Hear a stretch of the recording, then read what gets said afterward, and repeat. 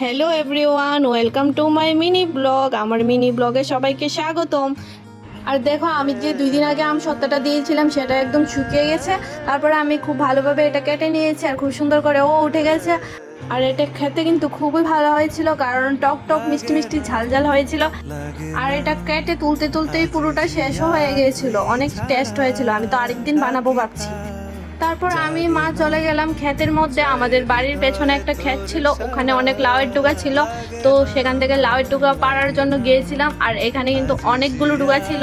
আর দেখো, এখানে জঙ্গলও হয়েছিল, তার জন্য ডুগাগুলোকে দেখা যাচ্ছিল না। আর একটা লাউ তো পুরো পেকে গিয়েছিল। আর তারপর আমাদের ডুগা পাড়াও কমপ্লিট। আর দেখো, আমাদের বাড়ির পুকুরটা একদম জল শুকিয়ে গিয়েছে, কারণ বৃষ্টিও হচ্ছে না ঠিকভাবে।